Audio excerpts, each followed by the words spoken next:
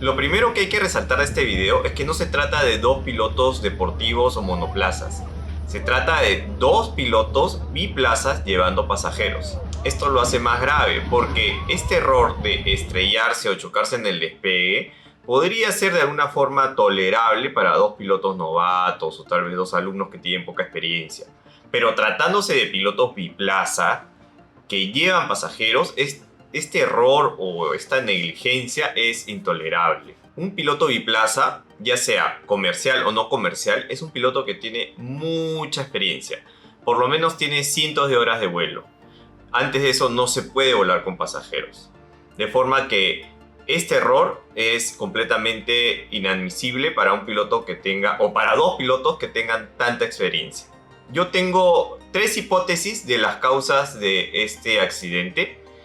En las tres hipótesis, el factor fortuito o el factor clima, el factor externo no están contemplados.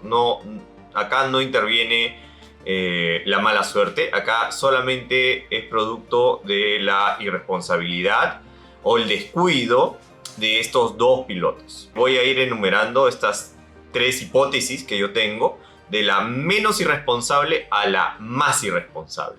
Este video lo quiero hacer específicamente a pilotos de parapente que ya tengan cierta experiencia y estén pensando o estén inclusive haciendo su curso biplaza. Las lecciones que nos puede dejar este accidente son muy importantes para alguien que quiere empezar con esta disciplina, que es el vuelo biplaza, que de hecho es muy emocionante, es muy gratificante, tanto si se hace deportivamente o comercialmente. Es la mejor forma de compartir nuestro deporte. Podemos salir y volar con nuestros amigos, nuestros familiares, y si se hace comercialmente es una muy buena fuente de ingresos, es un buen trabajo, creo que es un trabajo envidiable, pero requiere mucha responsabilidad y mucha dedicación, mucho profesionalismo.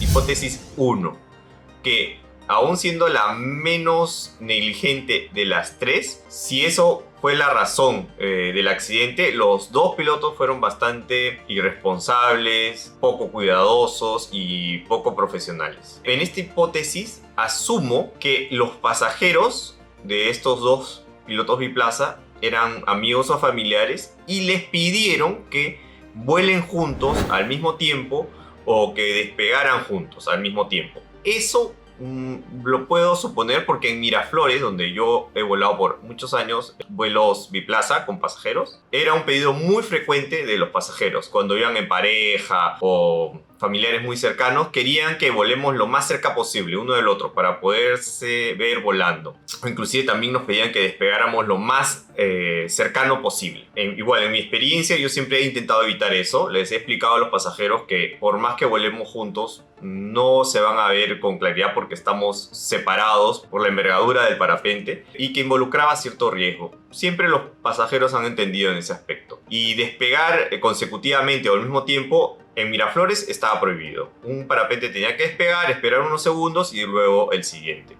Y esto por dos razones. Uno, por obviamente evitar las posibles colisiones que se pudieran dar en el despegue. Y dos, para evitar el vórtice o la turbulencia que genera un parapente despegando. Vamos a ver cómo en este video se analizan con aviones el vórtice que genera un avión despegando.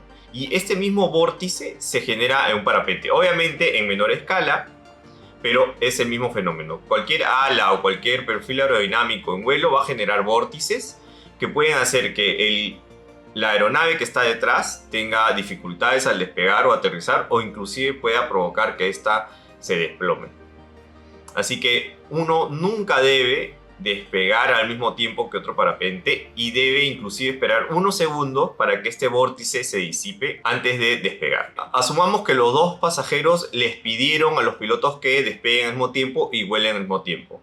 Los pilotos debieron haberse negado a despegar al mismo tiempo, por supuesto, y al hacerlo se exponen a chocarse y a entrar en el vértice del otro. Me parece irresponsable, sí, pero por lo habitual que esto pasa, podría ser que algunos pilotos biplaza que no tengan tanta experiencia, con el afán de satisfacer las inquietudes de sus clientes, acepten a este tipo de prácticas. Por eso la considero la menos irresponsable de las tres.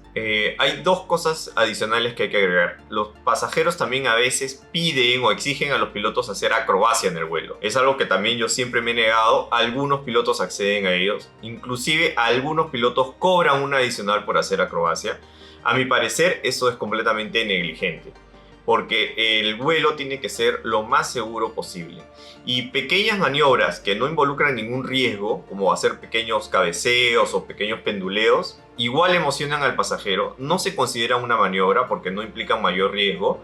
El pasajero se va con la sensación de haber hecho una actividad emocionante, sin poner su vida en riesgo. Hacer maniobras más avanzadas como espirales o windovers pronunciados, o ya maniobras mucho más avanzadas como pérdidas, negativos, loops o lo que fuese, a mi parecer es una gran negligencia. Y segundo, tenemos que recordar que el pasajero es inconsciente del verdadero riesgo que está asumiendo. Por más que éste firme una declaración jurada donde exime de responsabilidad y que es consciente de los riesgos, sabemos en la realidad que el pasajero no lo es. En su mente nada malo va a pasar.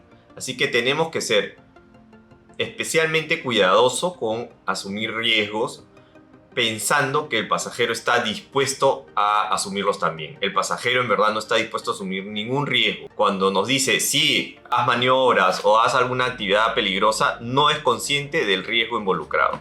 Por lo tanto, no debemos caer en el juego de acatar o hacer caso a esas peticiones. Segunda hipótesis: ninguno de los dos pilotos biplaza hicieron su chequeo pre-despegue. Recordemos que antes de despegar tenemos que hacer un chequeo de 4 o 5 etapas en el que se chequean las bandas críticas del arnés, tanto del piloto como del pasajero, los mosquetones principales, el parapente en sí, que no haya nudos, que no haya nadie cerca, las líneas, el viento, se checa las condiciones de viento, si están fuertes, en qué dirección está, el stop line, y al final siempre se chequea como quinto y último punto el tráfico aéreo.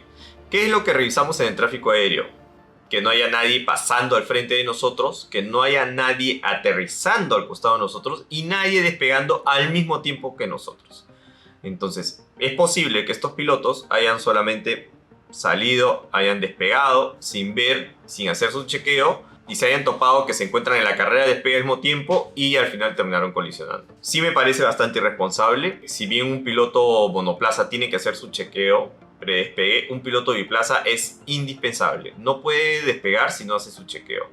Muchos accidentes fatales han sucedido por no hacer ese tipo de chequeo, por no revisar las perneras del pasajero, por no revisar que los trimmers de las bandas estén parejos, o la dirección del viento. La mayoría de accidentes en parapente son por errores de procedimientos, y si es que no hicieron su chequeo y terminaron estrellándose por eso, fue un error de procedimientos, lo cual es inadmisible en un piloto profesional de parapente.